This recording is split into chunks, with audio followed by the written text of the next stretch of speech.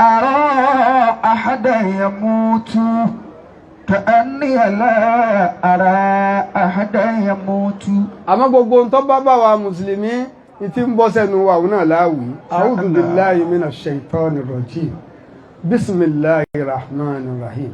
inna lillahi. أعوذ بالله من الشيطان الرجيم. بسم الله الرحمن الرحيم. الذين إذا أصابتهم مصيبة قالوا إنا لله وإنا إليه راجعون. ẹ̀yin ìyá ìdákun ẹ bá ń wí kókù rírì kọ́lọ̀ǹkọ́ ládàá rẹ̀ fún Muhalimatu. لله وإنا إليه راجعون. إنا لله وإنا إليه راجعون. mo fẹ́ gba ọ̀nà mẹ́rin àbí mẹ́ta wo ọ̀rọ̀ Muhalimatu. حياكم ربي. bíbí títọ́ ilé ọkọ àti wúlò fáyé. إنا لله وإنا إليه راجعون. إنا لله وإنا إليه راجعون. bàbá tí bàbá wa Muhalimatu tí ìyá wa Muhalimatu tara wọn jáde nínú àwọn ẹ̀sàlú yìí ni wọ́n. bàbá wa Sheikh Muhammadu Juma Jabajẹ Zainuddin. Hafizakumullahu wa bàbá Zainuddin ọmọ kéwù àfa wa lọ́mọdá ni wọ́n.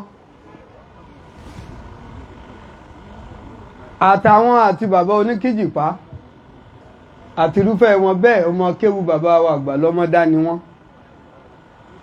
nígbà àwọn àfa wa lọ́mọdá ò wá sí mọ́ wọ́n wá tán sára Àlàjí Àgbà. wọ́n tán sára Àlàjí Àgbà. wọ́n ń ṣe sísẹ̀ntẹ̀lé pẹ̀lú Àlàjí Àgbà. àwọn di kọ́dìrà ẹ̀nàlíwùdá fàtàdé iná. fàyìdálẹ̀ hákùjá àṣà alálìmíràn wí. kọ́dìrà ẹ̀nàlíwùdá fàtàdé iná. àfa alámùsí àlókè ànábì bẹ́ẹ̀. ìdájà alhakuza alálìmíràn. wọ́n rí táyà sọ́dọ̀ Àlàjí Àgbà yẹ́nyẹ́. bí bàbá ń ṣe wá ń gbẹ̀sẹ̀ kan àwọn náà mọ̀ gbé. Allahu akbaru. àbájábàjẹ́ bí bàbá tó bẹ̀rẹ̀ kí bàbá káàmù bàbá tó bẹ̀rẹ̀ wá sí bàbájábàjẹ́ ó ti ṣe wá àfà ó ti sọ̀rọ̀ Ọlọ́run lọ kárin wọn náà wá pé ẹ́ bí àfà jímọ̀ lọ lèmi náà mọ̀ lọ. La ilaha illallah. àwọn táǹtà sùlámì ò lè gbàgbé láíláíláíláí ni bàbá àbájábàjẹ́ tí ìyàwó ìtara wọn jáde. Inna lillahi wa inna ilayhi raji'un. àfà tó kọjá yé kọjọ́ ọ̀run kọ̀ mọ́ Nàìjíríà nìkan gbogbo Ghana àti tó tọ́lọ kiri kábẹ̀ nígbà bàbá wa mú wa lọ rìn àjò ní Ghana àkọwọ́ wọn.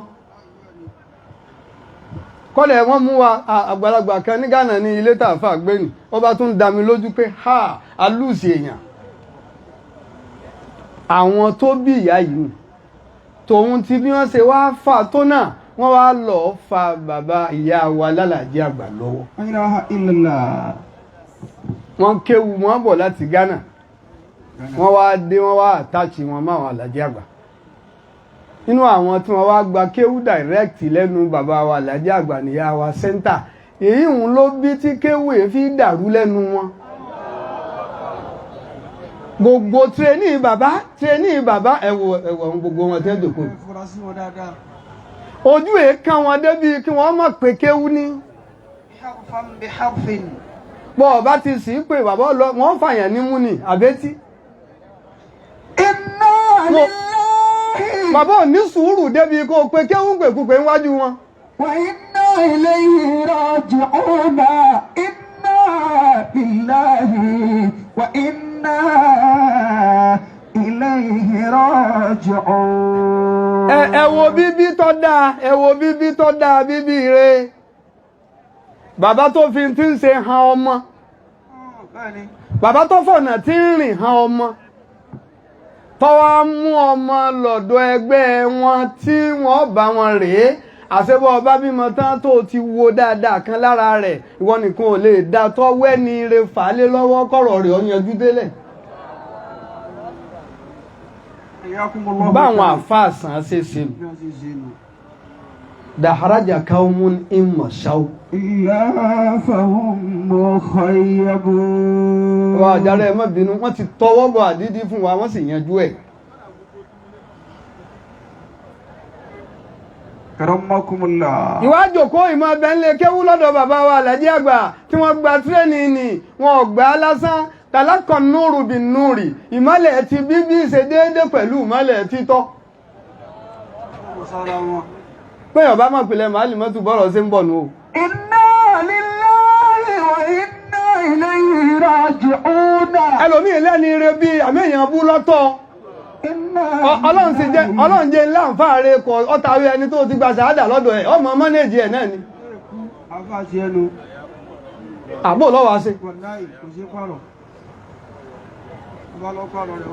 ni wọ́n fi máa wọ́ọ̀nù ẹnìkan lọ Bukhara yín lọ kéwú àfa àgbà wa ṣé Bukhara lọ ìlú kan ní jẹ́ Bukhara tí kéwú pọ̀ ńbẹ̀ ọ wa ni wa bọ́ ọ bá dé Bukhara má rọ́ọ̀ṣì lọlé kéwú o máa lọ hálíkà yìí kọ́ gbọ́tàfà yìí kọ́ gbọ́tàfà yìí kó o fi chúùsì èyí tó dùn ún bẹ̀ torí tó o bá ti yan eléri ibú ìwọ rẹ̀ ń bẹ lára rẹ̀. ha àmọ́ bá akí ọlọ́run lára Muhalimatu pé wọ́n ọmọ láàfáà bù o. inna lillahi wa inna ilayhi raji'un. inna lillahi wa inna ilayhi raji'un.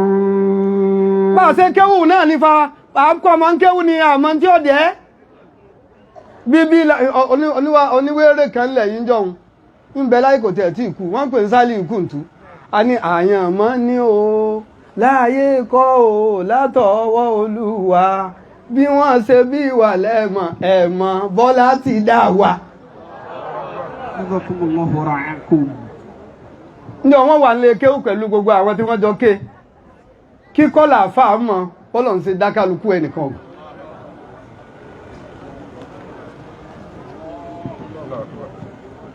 gbogbo ìdílé ẹ̀yin àfáà wa jàbàjẹ́ akíyín gbogbo yín látòkè délẹ̀ àrígáàdì yín pa àfáà wa ni torí pé gbogbo ilé jàbàjẹ́ àfáà wa ni ẹkún sí Ọlọ́run lọ́wọ́ lára Alhaji Àgbà wọn ò wáyé ẹ̀wọ̀n ògbò pẹ̀lú Alhaji Àgbà dòní. làbárí ti bíbínú ti títọ́nu mọ̀káríjàlè oró kí n kó kẹ́pẹ́ nǹkan ká ní ìfarabalẹ̀ ẹ̀yin náà máa wò wọ́n pé ìyá fi jọ Alhaji Àgbà ni. ẹ wá wo sàásìyà àyà fúnra wọn. kálukú ọmọ ẹkún tí ó sun ìyẹn ẹkún márùn-ún kan ń bẹ láyé tó lámì. ẹkún márùn-ún kan ń bẹ láyé tó lámì. ẹkún ànábì Ádámà, ẹkún ànábì Núhù, ẹkún ànábì Yakub àtẹkùn Fátímà ó kẹyọ kan. ẹkún wo lẹkún ànábì Ádámà àwọn ẹkún tí ò ṣe gbàgbé lẹkún èyíyá. La ilaha illallah. ẹkún wo lẹkún ànábì Ádámà níjọ bùkáùhù àlá akílì ṣàjàrátì igi tó jẹ ẹ̀hún tí Sàtánì tì tó jẹ́ kádàrá Ọlọ́run ni gbogbo ògbà tó fi wá di pé wọ́n lé kú òun tó fi bọ́ sérílẹ̀ ẹni kódà nábì Musa lọ challenge rẹ̀ pé Ọlọ́run fi mí hàn Ádámọ̀ kí n rí báyìí kọ́ wá rí Ádámọ̀ ìwọ bàbá ńlá wa ìwọ ló kí èé ṣe tó lọ bí igi tí ọ wá ní ìrẹ̀ Musa sẹ́mi nìkan èmi mo dára mi ti lọ bẹ̀ ní. وإنا إليه راجعون إنا لله وإنا إليه راجعون. mélòó mo ti kànú ẹkún. ẹkún kanu. ẹyọkan. ẹkún ànábì Núhù Abdul Gafari lè ànábì Núhù ń jẹ́. ó ṣàṣìṣe ni ọ̀rọ̀ lọ sọ sí ajá ẹlẹ́kùrú pé ìwà ajá ìṣe wa burẹ́wà báyìí fáàntàkà Allah Ọlọ́run wá fún ajá lọ́rọ̀ sọ pé Abdul Gafari èmi ló ń bú ni àbẹ́ni ó ṣe mí bẹ́ẹ̀. Àṣẹ ẹni tí ń bá ń ṣe dáadáa tó bá rẹ́ni tí ètí ṣe dáadáa kọ́mọ ya ọ̀pọ̀ rá o ara tí ń dá lọ́wọ́ fóun nù ni. Ọmọ tí ó gbé yìí tiẹ̀. Ẹkún kejì ni. Akramakumullah. Ẹkún ẹlẹ́ẹ̀kẹta ni ẹkún Ànábì Yakubu lérí. Àtàbíyà dátì àyìnà ìyá. Ẹkún ẹlẹ́ẹ̀kẹrin lẹkún Fátímà lórí Ànábì Muhammad. Nígbò ń sí Ọlọ́run ṣaláìsí Fátímà jáde mọ́ illa li ziyarati qabri abiha. Àyàfi tí ó bá lọ ziyara bàbá rẹ̀ ni. Nígbàsíkò tiẹ̀ náà ti dé oṣù 6 síra wọn náà ni. Tọ́rọ sọ sí ilé tí pé wà ẹ̀ntọ́ bá lójú ọ̀nà òun Jìbìrìlù àsàrà ìlú nù. Fátímà bá kú ẹkún gbagada ó tún wá ní wá. Ó wá sọ̀rọ̀ míì sí ilé tí Fátímà wá rẹ̀. Aisha wá ní kílẹ̀ ń sọ ó ní hùn bá mi ní ilé fásìrí rẹ̀. Nígbà tí ọ̀wá sànábì mọ́ wá ní n tó wí fún mi ni pé ikú ti dé lòun fi sunkún. Ìgbà tó ń wá ń sunkún tẹ́kùn wá kẹwàá òun la wá ní wá ìwọ lọ́kọ̀ọ́kọ́ wá bá mi fọkàn rẹ̀ balẹ̀. Inna lillahi wa inna ilayhi raji'un. Inna lillahi wa inna ilayhi raji'un. Ewo lálẹ́ ewo bó ti sànábì kọ́lọ́hún ó ṣe wá ntójú rẹ̀ rí sàbẹ̀rẹ̀ ẹ̀. Kódà ntójú ìyá yìí rí kò sẹ́ni tó lè rí sáǹdẹ̀. Ẹkún Muhalimatu àfáà kan ní wí bẹ́ẹ̀ ó ní ìfẹ́ ìra anta kọ̀ríbù. Akramakumullahu al-karim. Ó súnmọ́ wa pẹ́kípẹ́kí ni àfáà yìí. Mukiman ila an yab'atha Allahu khalqahu. A máa rántí rẹ lọ ní Muhalimatu títí Ọlọ́run fi pẹ́ wọn náà wá bá yín. La yurja anta qariba. Ọ̀kan ní sọ fáfá rẹ̀ bẹ́ẹ̀ ìlúkọ́ ó kà pé yín pàdé rẹ̀ lójú oorun. Ìrẹ́dì kí n pàdé rẹ̀ lójú oorun ó kú òmú ẹ̀mí mi tẹ́lẹ̀. Allahu akbar. Ẹni ọlọ́lá tó pa lójú oorun ó jìnà sínú. Mukiman ila an yab'atha Allahu khalqahu. لقاؤك لا يرجى تقريبا تزيد بلا في كل يوم وليلة وتنسى كما تبلى أنت حبيبا. bí ẹ̀ náà lọ bàbá ìyá wa kéwú tán wọ́n jòkó ti kéwú. Ọwọ́ kan pé èèyàn lọ lé ọkọ ẹ worú gbogbo ẹni tí ó bá rí bí wọ́n ṣe rí nì. Gbogbo ẹni tí ó rí bí wọ́n ṣe rí wọn yóò ti bẹ̀rẹ̀ láti ilẹ̀ ni. Allahu akbar. Alifa nusika wal ibadata wal khal watati fulan wa hakada. Gbogbo wọ́n ṣe rí wọn ò hé wọn ò lálẹ́ wọn. Ẹ wá wo réètì èèyàn tí ó fẹ́ wọn.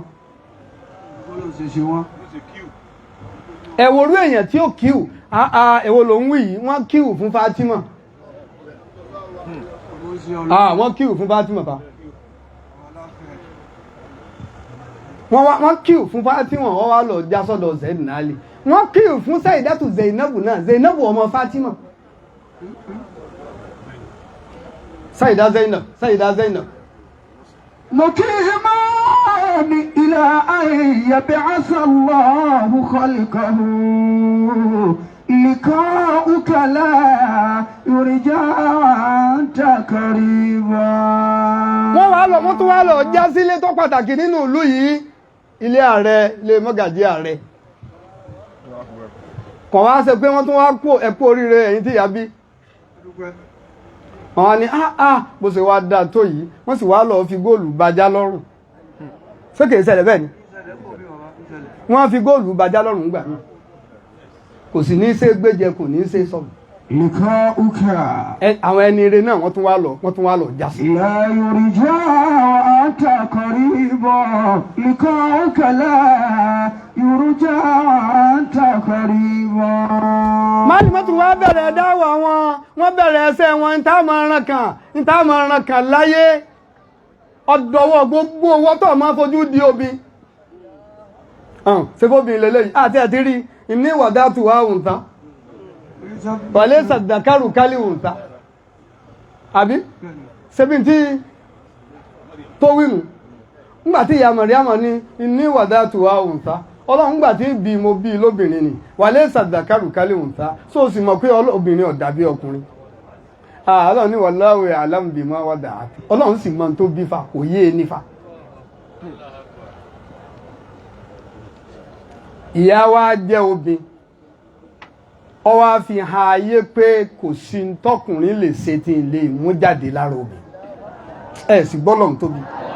Allahu akbar liqa'uka la yurja wa anta qaribu liqa'uka la yurja wa anta qaribu. Sàkíyà ya wa ní sẹ́ńtà Sayyidatu Rayhana èmi mo fi Alhaja dàkún mo sì lọ́ǹtì ẹ̀ lójú wọn. Sayyidatu Rayhanatul Abida torí mo kan wàlíyì ọlọ́run kan tí ń jẹ́ bẹ̀ nù tíra. Akramtani Rabbi lakin gayyabtani fi tajalli. Bí má gbé nǹkan wájú rẹ̀ tó bá fẹ́ béèrè ní tí ó wí náà nù Akramtani Rabbi.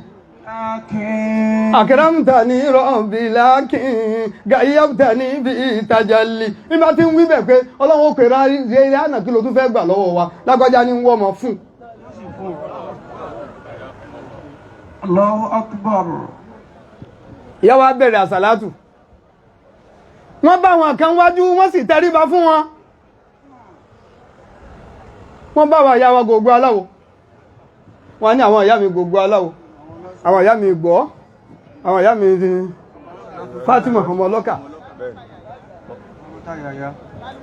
Ìyá wa Salimata Yaya. Èmi gbọ́ eléyìí direct lẹ́nu wọn toríjọ́ mo fẹ́ dá sàlátù lẹ̀ ní Marshal. Mo wá lọ bá wọn pé à béèrè ẹni ọba ti rìnà rí ni. Mo sì déwájú wọn wọ́n ní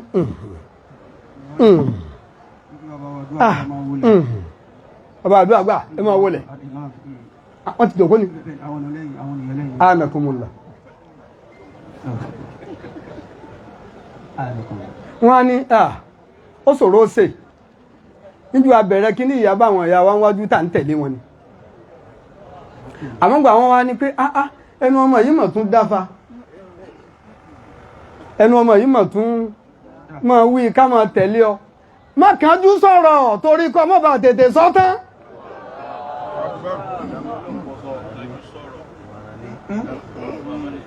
Ìmọ̀ràn ní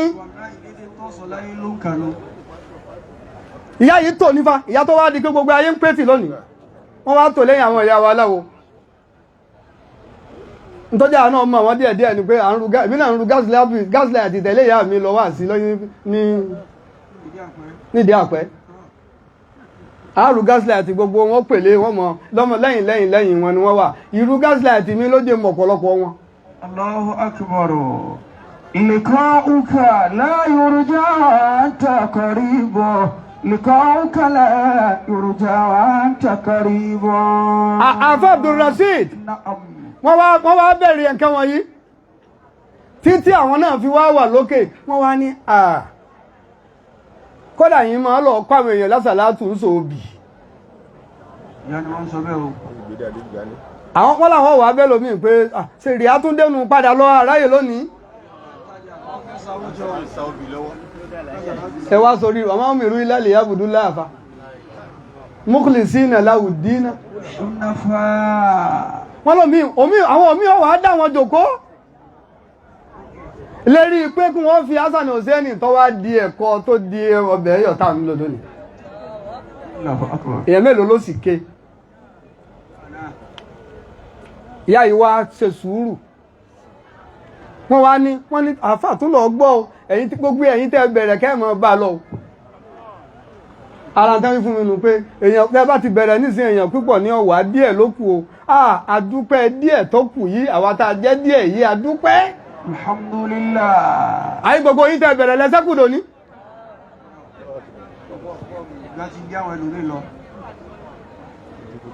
Ìyá wa ṣeṣẹ́ yìí wọ́n wá bẹ̀rẹ̀ wọ́n wá fẹ́ gbogbo nǹkan yìí.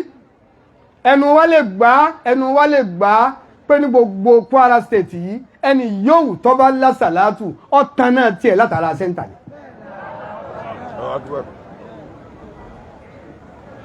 Kò sì sẹ́ni tó gbà pé ní inú ìṣẹ̀ṣẹ̀ sí tí wọ́n ń ṣe kí ló wá jọ rọrùn bẹ́ẹ̀ fún wọn sàlámọ́tù sọ́dírì ni wọ́n ní o.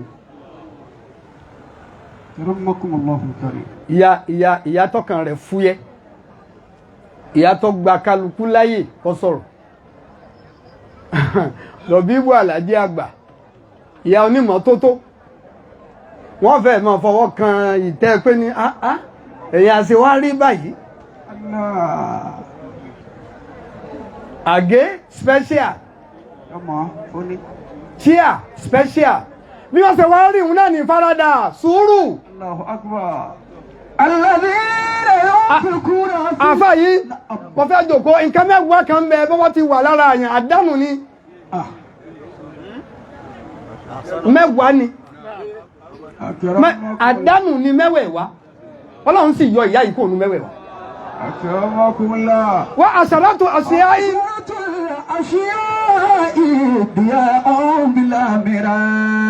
fa iyyaka la tarkani ayé lè má gbà mí kí n kà á tán. Fàkíhù ẹni ó nímà tó ní fàṣà tó mọ̀mọ́ fùrúwà tó ní gbogbo ẹ̀. Àmọ́ gbogbo tó ní náà ẹnìkan wá bá kéwú lọ́dọ̀ rẹ̀. Ọba kú kìkì dá gbogbo àwa jàmáà yìí. Ìmọ̀ Muhalimatu wéèsì. Allahu Akbar. Mo bá ìyá wa kan lọ́dọ̀ àwọn àfáà wa. Wọ́n wá jókòó àwa sọ̀rọ̀ kan Muhalimatu. Wọ́n ní wọ́n kì wọ́n lókì kan wọ́n kì wọ́n. Wọ́n ní àfáà wa àdùkẹ́ gbogbo ẹ̀ lọ́kọ́ wa. Ìyá mi bá tẹnubọ káfí. Gẹ́gẹ́ bí ọ̀rọ̀ tẹ́ sọ lánàá kò lè dákẹ́ o àmọ́ ń bẹ lérí ẹ̀. Yàásí ń bẹ lérí wọn bí ẹ ṣe jókòó ni. Araman ń bẹ lérí wọn bí ẹ ṣe jókòó yìí ní tẹ́ fi mọ̀ pé jù wá lọ ìhà ń gbà ní ìfáwà. Ní tí òdi ọ̀há ni pé ó ti do oúnjẹ mọ́ yín la ẹni ó nímọ̀ tí ọ̀rẹ́ ni gbàmọ̀ lọ́wọ́ rẹ̀ gbogbo ọmọ ni dìyà. Allahu Akbar.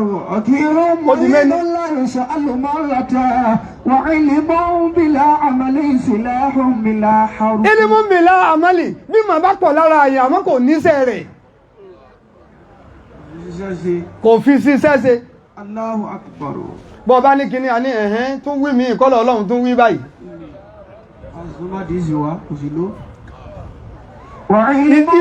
Ìyá fi mọ̀ síṣẹ́ àbí wọn ò fi ṣe. Ẹ dákun ẹ máa jẹ́rìí màláíkà ń bẹ láàrin wa fa.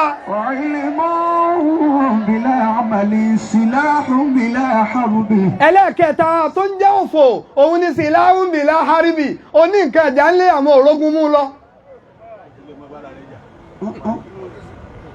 Akramakumullah. Iná làwọn ọ̀kà tí wọ́n bá ṣe ata tí wọ́n ṣe gbogbo ẹ̀ ẹgbẹ́ wo ló ti ẹ̀ dàbí ẹgbẹ́ ànábì ẹ̀sìn wo ló ṣe ń fi hàn pé ẹ̀sìn ànábì Muhammad àwọn táwọn ó pè wọ́n ti tọ́jú ata sílé wọ́n tọ́jú mọ́gùn wọ́n tọ́jú gbogbo ẹ̀ sílé wọn bá wá rí lò bí ẹ bá lòde wọn wọn níjọ́ tọ́jọ́ bá burú o adìẹ ń jẹ fún ara wọn ọdẹ ń pọdẹ kò léèwọ̀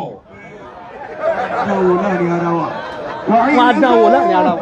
بلا عمل سلاح بلا حرب وعلم بلا عمل سلاح بلا حرب سلاح بلا حرب yóò ní nǹkan ìdálé orí nǹkan fi ṣe. Allahu Akbar. ورأيهم ẹlẹ́ẹ̀kẹrin رأي صواب رد من غير عبرة. ráyún sọ̀wábùn onílàákàyè ọ̀rọ̀ sì dé wọ́n wá ní omúmọ̀ràn wá ìmọ̀ràn rẹ̀ dá ń tòótọ́ àmọ́ ó ti yẹ̀yẹ́ láàrin àwùjọ tó pé ọ̀dà máa gbà. Muhalimatu ẹsẹ̀ni tí ó bọ́ síbì kan tí wọ́n pa wọ̀ fẹ́ rí.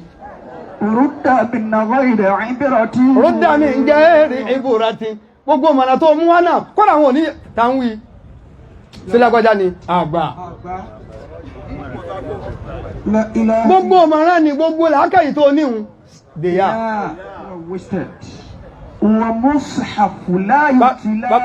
Bàbá àgbàlagbà dẹnu. نقود ولا نفقا. Kò sáfà tí Muhalimatu ọba ṣe ń lù yìí. ومصحف ẹ máa wọlé. لا يتلى نقود ولا نفقا. Wọ́n mùsíáfù láàyò tìlá ẹlẹ́ẹ̀kẹ́ lónú ẹ̀yìn ìjọ ń sí Ọlọ́run.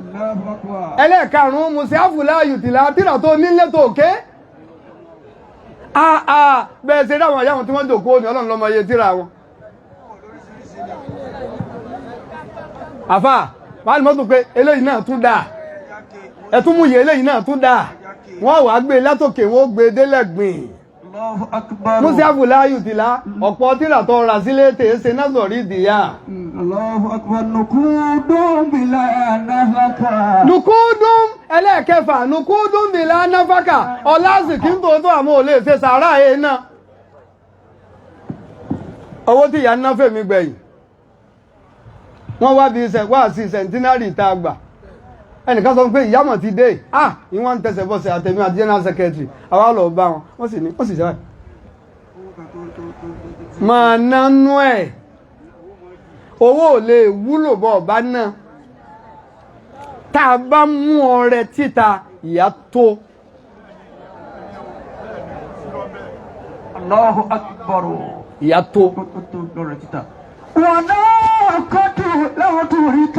ẹlẹ́ẹ̀keje nákàtù lámùtòrì kábú mọ́tò tó ní nǹkan ọ̀gùn tó ní tèéfí gbé èèyàn ìwọ nìkan náà lọ́kàn yìí ìbálẹ̀ dádó àní ńlá mọ̀ká mi fẹ́ kẹ́nìkan ó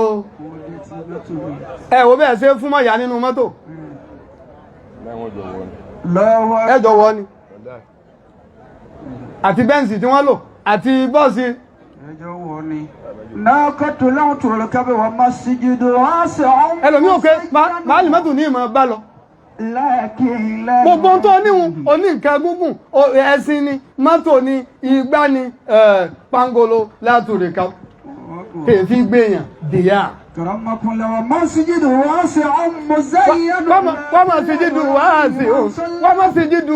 sì òun muzayyanu láàkín láàyùrá fi ìmọ̀ ń sọ́lá mọ́sáàsì tó kọ́ kalẹ̀ ilé kéwú mọ́sálásí mo fẹ́ kò ti bàbá mi radiyallahu anhu. Ọlọ́run bá káwọn bàbá sí. Bàbá ni wọ́n sọ fún mi pé ta ní sọ fún ẹ pé lè kéwú mọ́sálásí ju lè kéwú lọ. Mọ́ tó ṣẹlẹ̀ a wà ní Mahad that was 1991 bàbá wa ní kí n dáwọn ọjà mọ́ ọdún pé àwọn ń bọ̀ wá wọ́n à ń kọ́ àwọn ànàkùnmùlà ọ̀dà mọ̀ wà Mahad ní 1991 gẹ́gẹ́ bí sẹ́kítírì Mahadul Azhari gẹ́gẹ́ bí sẹ́kítírì Mahadul Azhari musajil Mahadul Azhari bàbá wọn wá ránṣẹ́ pé à ń bọ̀ wá bá àwọn ọmọ ṣẹ́ẹ̀sì mọ̀ pé àwọn ọmọ ní àwa wò pé àlejò dá wọn dúró wọn tètè dé àwa ronú pé tọ́kẹ̀ ní ká lọ kírun wọn á ní tò àwọn bàbá wa bá wa ẹjẹ́ a máa lọ mọ́sálásí tá a bá kírun tán wọ́n kírun tán akókòránù kalẹ̀ wọ́n ṣe mo wá gbọ́ pé bàbá dé fólbò wọ́n ń bọ̀ gàràgàrà wọ́n ní that's right àwọn dà mo ní nígbà tó jọ tìlú àwa wà mọ́sálásí mo ní ta ní sọ fún yín pé mọ́sálásí ju ilé kéwú láti mọ Ọlọ́run tá a lò ní mọ́sálásí ipò kan náà ni wọ́n wà. Màmá kọ́lé kéwú kalẹ̀ wọn ò jẹ́ ọ́ráre wọn ò jẹ́ ọgbáyún sẹ́ńtọ̀ gbáyún ibi tí ń bọ̀ wá bá wọn sọ̀rọ̀ nú ẹ̀yìn ìyá bí àwọn bá rìn bí èyí tí ẹsájì wọn ó délé kéwú egun ni ó tún lé ilé kéwú ni ọgbọ́dọ̀ gbáyún o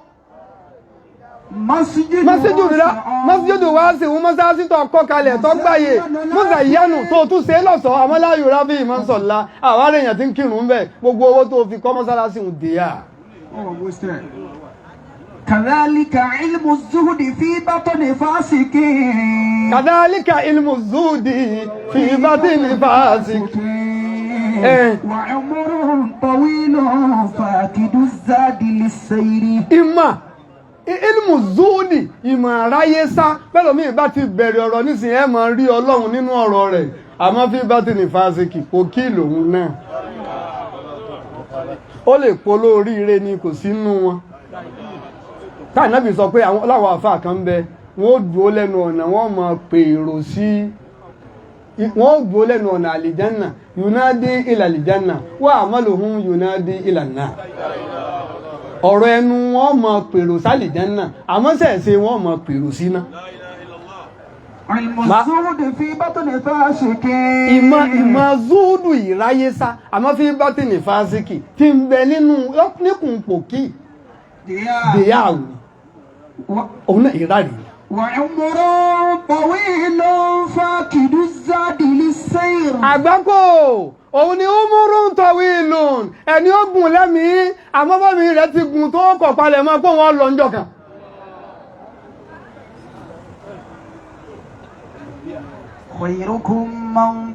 khairukum man tala umruhu gbogbo orú àwọn nǹkan wọ̀nyí ẹ máa tírèsì ẹ̀ lára Muhalimatu. tó bá wá rí bẹ́ẹ̀ ọ̀dọ̀wọ̀ yín àwa ọmọ àwa ọmọ bàbá wa iṣẹ́ dé béèyàn tó ga bá bí ni. Ani urfi wa an kutubi wa kana dha waladin falyabzil kutuba. Idhal fata mata an urfi wa kutubi wa kana dha waladin falyahfazil kutuba. Béèyàn tó ga bá ti bíyàn. Mo fẹ́ máa rí àwọn àfáà wa náà ń jòkó ni. Idhal fata mata an urfin. Alhaja wa Abdulbaki ẹ máa bọ̀ ń jòkó. Alhaji wa Tajuddin ẹ máa bọ̀. Ẹ̀yin ìyá ẹ dákun ẹ gbọ́. Idhal fata mata an urfin wa kutubi. Béèyàn tó ga jíjà ìṣègà yìí tó bá lọ. Bàkánà dá waladin tó bá wá fọmọ sálẹ̀ láyé àfáà ní ẹ bá ń pe àwọn ọmọ wọn fẹ́ bá wọn sọ̀rọ̀. Falyahfazil kutuba. Wọ́n sọ tírà bàbá wọn. إن ضاعت الكتب فالمعروف يتبعها وليس ذا ولدا وليس ذاك أبا مؤسسة yare o ẹ̀yin ya wa náà mú ní kéré àpẹ̀lẹ́ ó dé náà nù. Ìyá Ọlọ́run ó ṣe yín pẹ̀lẹ́pẹ̀lẹ́ ẹ sì ra dáadáa. Wọ́n láwọn náà ń tọrọ tẹ́lẹ̀ pé ńjọ́ tí ọba yá bàálù ni kó gbé wá. Ó sì gbé bàálù wá. Àmọ́ o bá ń ṣe sunkún bẹ́ẹ̀ náà ni wọ́n sunrú ẹkún ńgbà tá Ànábì ò sí. Sẹ́yìn náà mọ́rò ò tiẹ̀ gbà pé Ànábì kú. Ó lẹ́ni ọba sọ pé Ànábì kú òun ó fi dà àwọn ìsọ eré ẹ̀ kalẹ̀. Ṣẹ̀wá mi ní ọyọ wá ń bẹ̀ Abubakar ni ó ní ẹ̀wá ẹ̀fílẹ̀ sáwọ́ márùn ní rúnlẹ̀ bọ̀ ni ẹ̀fílẹ̀ ó ní man kana ya'budu Muhammad fa inna Muhammad qad mat ẹni tí ń bá sin Muhammad fẹ́ pé ànábì ní sìn fa inna Muhammad qad mat ànábì ti kú. Ìdá bá jábọ́ lọ́wọ́ Sayyidina Umaru pọ̀. Àmọ́ wa man kana ya'budu Allah ẹni ó bá já sí pé Ọlọ́run ní sìn fa inna Allah hayyun màmá ní wọ̀ lérí wa bí òní ṣé wọ́n ní ìwọ̀ tí wọ́n ní ìwọ̀n àsìkò tá a fún wọn rèé àáfà àwọn Alhaji àgbè salájẹ tán bàbá èé salájẹ tán bàbá yọ̀ọ̀dà kọ́mọ kéwọn wọn máa di bàbàrà lójú wọn ní mú bàbá wa gbádá táwọn àfa àwọ̀ wà gbádá tẹ̀lé wọn kọ́lá bàbá léèyàn padà pé kí ni ṣe tátọ̀ tiẹ̀ yìí pọ́n padà ọ̀kan lágbọ́dà báyìí wọ́n ló ní àjọ ń lọ ní ìyá náà ṣe bẹ́ẹ̀ wọ́n ń lòdì ọ̀kan wá ní kí ni sasọ tiẹ̀ wọ́n ní òkè ìwọ lọ ó ń tọ́ ní àánàkùn láì ń lọ ọlọ àjọ lọ ọdá àwọ òmú ọlọ ẹ ṣeun àwọn àfáà wa ti dé wọ́n suspend ẹ̀kẹ́ fi dé náà ni àmọ́ ẹjẹ́ ń darí ọ̀dọ̀ àwọn ìyá náà ọba ṣe pọ́ Ọlọ́run là ń sìn Ọlọ́run ń bẹ ọba yìí pé ìyàwó ni ìyàwó Rihanatu ma as-salama ma as-salamati ya man sara murtahila. Bẹ́ẹ̀ tí ẹ ṣe wámú náà ni ẹ dúró lásàlátù ẹ̀wù àmánà tí ń bẹ lára ìyá Ọlọ́run ló mọ iye èèyàn tó pè mí níjẹ̀ta sànà pé bọ́lọ́ mi lè kéwúwo ṣe ní tú ìyá wa máa ń sọ fún wa pé mi kí mo nílé kéwú Alhaji Àgbà lónìí o ANSARU lónìí o ẹ̀wà máa náà wọ́n mà sì gbé wọ lọ ṣe màálìmù ní ọ̀dà ẹgbẹ́ tó gbé ọ lọ ọkọ̀ ẹ̀yìn wọn sórun alẹ́ òtú yìí wọn tún á dà mí ilẹ̀ ọ wá ń wí jáde pé òjèdí léèdì òjèdí eléèdì fara pòmùpòmù ẹ dákun ẹ má bínú ìyá àbíbẹ̀ kẹ́ wí fún mi ẹnìkan ò sì níbàlẹ̀ àjàgbà ṣòwò kọ́ pàdánù àfi bá níyẹn bá dá lókù kọ́nà bá níyẹn rẹ̀ náà bá dá bí ọba lọ yẹ hànà yọjọ gámbí ẹ hànà ń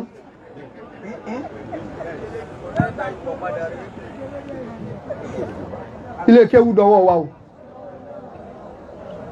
kálukú ló ní ìsìnṣe tí màmá sì lọ́lọ́run ó di ọlá àlùbáríkà òróǹro ní o ìmọ̀ wí láàrin àwọn àdàbíyà ìmọ̀ wí láàrin àdàbíyà tàǹtà islam mo ní màálù 100 million téèyàn bá pa ó ní kinní kan lára báyìí kíní báyìí ni òróǹro ni irú àwọn tí wọ́n sọ òróǹro làwọn jí ní akọ́lá yìí ẹ má bínú àfin tí ìbá sàlájà àgbà ni wọn ò ní tẹrí bọ̀ kódà wọ́n gbọ́mọlúàbí wọn yílẹ̀ lórí kí nǹkan àlájẹ́ àgbà ọmọ rà rí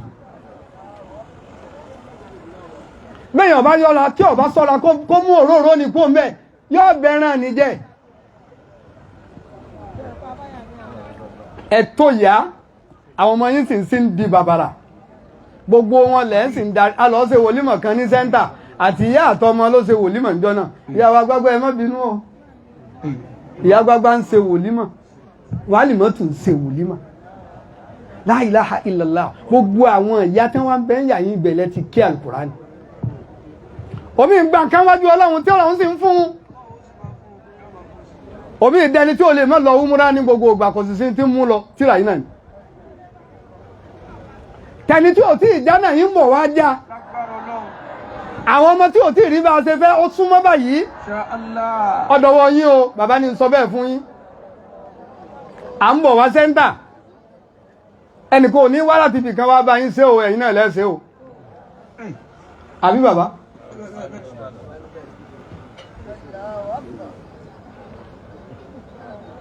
ẹ̀yin náà lẹ́sẹ̀ o من ودني رايا عيني ولكن أخي من ودني وهو غايب èsọmọ ọ̀fẹ́ ni èsọmọ ìyá mi èso lólùfẹ́ mi wọ́n ṣe kójú mi lórí. ولكن أخي من ودني وهو ولكن أخي من ودني وهو غايب àmọ́ ìgbà tí n bá sí ń bẹ̀ máa ní ó mú nǹkan mi lọ́wọ́ lọ́mọ ìyá mi. ẹ̀sẹ̀ bẹ́ẹ̀ àwọn sí nǹkan bí i àwọn ní dàrú kò ní tọ̀ lọ ọwọ́ kò ní dàrú lọ́wọ́ mi kọ́wọ́ mi ó wà lókè báyìí ẹ̀nàwó sókè bí ọba ní dàrú bàbá ò ní dàrú lọ́wọ́ mi nǹkan ẹnì kọ̀ọ̀kan wa náà ní dàrú ẹ̀yin àfá wa erigun ọ̀dọ̀ yín ni mo dé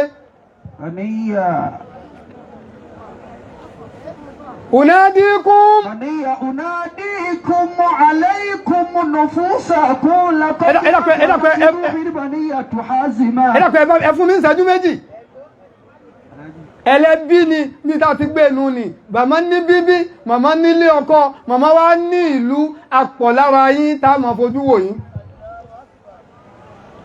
lisanu le hali ìyá wa ń sọ̀rọ̀ báyìí ẹ̀yin ọmọ mi unadikum alaykum nufusakum mo ń pè yín alaykum nufusakum ẹgbẹ́ra yín mú laqad akhadhat ruhi baniyatu hazima ikú ti dé bí ṣe ń bá àwọn tó ṣáájú mi ó ti mẹ́mí náà tamannaitu an abqa wa usliha bainakum ó wù mí kí n wà láàrin yín bẹ́ẹ̀ bá ń tẹra yín mọ́lẹ̀ kí n máa dá sí kí n máa parí ẹ̀ وأونسكم في وحشتي كنت عاقلا ẹ̀gbọ́n tí dọ́kítọ́rù wíyàn yín lẹ́ẹ̀kan pé bọ́lọ̀ bá dé ẹ̀mọ́jà Muhalimatu ọgbọ́ ẹni tá ní ọmọkọ̀ náà ní òsínmọ̀ Allahu Akbar ẹni ọba lè bínú tẹ́lẹ̀ kọ́ya bára rẹ̀ sọ̀rọ̀ kọ́mọ́ bímọ laqad akhadhat ruhul maniyatu hazima ẹni ọba ní sùúrù tẹ́lẹ̀ kó túnbọ̀ múra sí tó ráyọ̀ mọ́ wò pé ní àwọn ọmọ lágbájá nù Ọlọ́run fà wọn dúpẹ́ fún bàbá jàbàjẹ́ ọwọ́ àfẹ̀yìn náà dúpẹ́ fáwọn náà ayé ọ̀fẹ́ rí ìtọ́ra tìrí ti bàbá wọn lára wọn تمنيت أن أبقى وأصلح بينكم وأونسكم في وسطكم تعزم واسمعوا إني وصايا حكيمة ẹgbà sọ́ọ̀lẹ̀ mi yìí. وعدوا عليها بالنواجذ دائما. kí ni ń jẹ́ kó bí òní wúlò obì òsè ní wúlò bí ẹ̀ bá tẹ̀ lóhùn òní nífẹ̀ẹ́ obì kọ́ fẹ́ràn ya kó wà lájà sẹ́ńtà. mọ́sálásí ní ilé kéwú ní bẹ́ńtà lè jàbàjẹ́ lówé láwà níhùn. وعدوا عليها بالنواجذ دائما. ẹgbà mú o. ودوموا على الإسلام دين أبيكم. jama yóò ní gbàgbé yín ẹ̀yin náà máa ń dìnnà sí wọn. دوموا على الإسلام دين أبيكم. ẹ̀yin ìyá wa ẹ fún wọn láyé ẹ fún. ودوموا. ó ní kẹ̀kẹ́ tí wọ́n máa mú lọ́wọ́. ودوموا. ẹ máa tẹ̀lé wọn bí ìbẹ̀mọ́ tó bí yín máa tẹ̀lé wọn ni wọ́n láwọn tí wọ́n máa ń gbọ́rọ̀ ẹnu wọn bọ́rọ̀ bá dé àwọn kan bẹ́nu àwọn ìyá Muhalimatu wẹ mọ́jẹ́ àṣẹ bẹ́ẹ̀ wọ́n sì padà wọ́n sọ bá ànábì náà ànábì padà wọ́n lójú ogun kan ànábì sọ̀kalẹ̀ síbì kan ẹnìkan bá dé àrọ́ bí yù ó ní àwa ayú náà múra ayù sọ́nà ló ní ọdún ó sì yàyín ni àbí wọ́n lorò bẹ́ẹ̀ ànábì lèmi mo rò jẹ́ àpò ìyàyín ọ̀dà àníró mi mu ìyá máa gbàmọ̀ràn àbí ègbà bàbá gbàmọ̀ràn bọ́rọ̀ bá dé wọ́n pa àwọn àfáà wa ni ìmọ̀ràn ya eléyìí ó wí tọ̀wọ́n ó wí kódà bàbá wíńgbà míì pé ẹni tí ó bá sọ̀rọ̀ á fura sí ó sì lè mọ́ sọ̀rọ̀. ودوموا على الإسلام دين أبيكم. ẹ láyè láàrin yìí. دوموا على الإسلام. tọ́lá àlùbáríkà bí tó sọ yìí di gbogbo ń tẹ́ dání àlùbáríkà Alhaji Agba tí gbogbo àfáà lè yá àgbà lálejò ta ni èèwọ̀ sẹ́ńtà. wọ́n gbà fún kálukú àmọ́ wọn ní Alhaji Agba ló ní o. ó bá kú kìkìdá àmọ́ náà ni ìyá ni ó pàdé ọlọ́run dáadáa. ودوموا على الإسلام دين أبيكم. èmi tara mi jẹ irú wọn ò lè lọ́kọ́ mọ́ mí. ẹ̀dàkùn ẹ̀mọ́ tara ẹ̀mọ́ jẹ́ tara wa jẹ́ síta nẹ́bí omi. ṣé nígbà tí ọba mi kí ló bí síyà kí ló bí múrídíà kí ló bí kàwárìj kí ló bí gbá ìmí àmẹ́ni rẹ̀ kan yọ ọkàn mi ni kò ní wó kálukú ọwá sọ́ra kọ́mọ̀jẹ́pọ̀dọ̀ rẹ̀ ni ó ti mì tọrẹ ni ọba gbìyànjú tọ́ba mi lọ́dọ̀ rẹ̀ òun ti kọlà dúdú sára funfun ti ẹnu.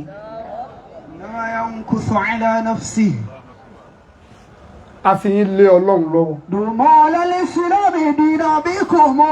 ẹ̀wù àmánà ó dé sínìsìn ẹ̀wù àmánà à ń sìn kankan láǹsá islam ìyá wa ẹ má bínú ẹ pé ń wí àmọ́ wí léyìí ń wí lónìí. ìyá wa mùsùlùmí tó wà nílùú èbó ó wá fowó kan ránṣẹ́ sí màmá pé àwọn wò lérí fídíò pé ayára ànánsì pa àwọn gbowó fẹ́nìkan láǹsárù kí wọ́n mọ̀ wá dákọ̀ bó ṣe wá dọ́dọ̀ màmá wọn wá pe Muhalimatu wọ́n á ní wọ́n kí wọ́n gbowó òun lọ èmi náà wá bá wọn mọ́ sọ̀rọ̀ wọ́n ní mo ti tì í èmi múrú owó òun sọ́dọ̀ èmi gbarú owó òun sọ́dọ̀ ọlọ́run lọ́lẹ̀ mi wá èmi kọ́ ìsàrà ló ní ẹ fi ṣe ìwọ ọ̀tẹ́ má pọ̀ bíbí wọn fà wọ́n ní mo ti darí ẹ̀ sí yín Muhalimatu ní kémi náà gbà mọ́lẹ́mi náà ní gbà ẹ lọ kó fún chairmanu lẹ́sẹ̀kẹsẹ̀ náà ló sì débi tí ń lọ torí ìdí èyí a fi yín lọ́lọ́ lọ ìjọba ti fẹ́ mi o ẹ máa wojọ́ ní o ìjọba ti fẹ́ tẹra yín mọ́lẹ̀ ẹnìkan yánú bẹ́nìkan bá yánú kẹ́nìkan rọ́jú bẹ́nìkan bá lè bínú ẹni wọ́n ẹ̀rọ ọlọ́run kan lè bínú dáadáa ó lè bínú gan ọ̀rọ̀ kan wá ṣẹlẹ̀ ó wá ṣe sùúrù wọ́n á pé bàrá wọn ló ṣe sùúrù báyìí ẹ wá kí ló dé tó fi ṣe sùúrù bí ọ̀rọ̀ ni ó ní wọ́n ní òun jogún ìbínú lọ́dọ̀ bàbá àwọn ṣé kọ́mọ̀ wàá pin ni. Allahu Akbar. ilé màmá ò ní dàrú. ilé màmá ò ní dàrú. yóò máa dá sí ni. sẹ́ńtà ò ní wó. gbogbo ń tọ́rí alára sẹ́ńtà náà ò ní dàrú.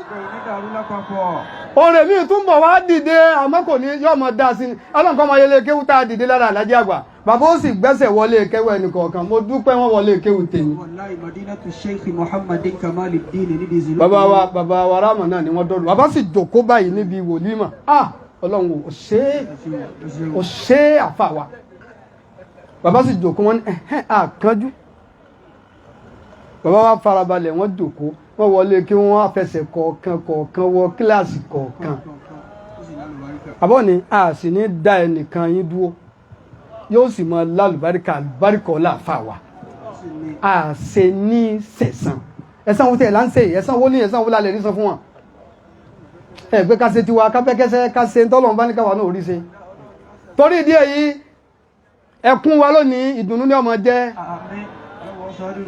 àṣàṣùlámì nídìí yín o ara yín ni wá o ara wa lẹ́yìn náà o amúkúntún sọ̀rọ̀ mi yóò ti pọ̀ amúkúntún ṣùàdá ìsì àdọ́rà Yakuba limautu amúkúntún ṣùàdá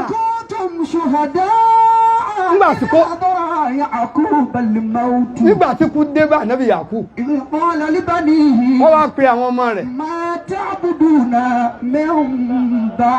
kí lẹ́ máa ṣe lẹ́yìn mi ẹwẹ̀ sí tí wọ́n wá bọ̀ bàbá wa sẹ́kùlẹ̀ hálíkà ara ń tà fẹ́ láàrin àwùjọ wa bàbá wa sẹ́kùlẹ̀ hálíkà ni wọ́n sì gbà fúnra wọn pẹ̀lú bàbá Alhaja gbà fún bàbá Sàláàtì قالوا نعبد إلهك àgbà fún yín o كرمكم الله bàbá Alika àgbà fún yín ما تعبدون من بعد ẹ̀yọ́ máa mi kí lẹ́ máa ṣe lẹ́yìn mi نعبد إلهك ọlọ́wọ́ bá rẹ̀ lá máa ṣe ọlọ́wọ́ bá àwọn bàbá rẹ̀ Ànábì Ibrahim Ismaila àti Isaka ọ̀kan ṣoṣo ni kò pé méjì àwa lansar islam ẹ̀yin lansar islam ìpìlẹ̀ yín àti gbogbo nǹkan yín ansar islam ni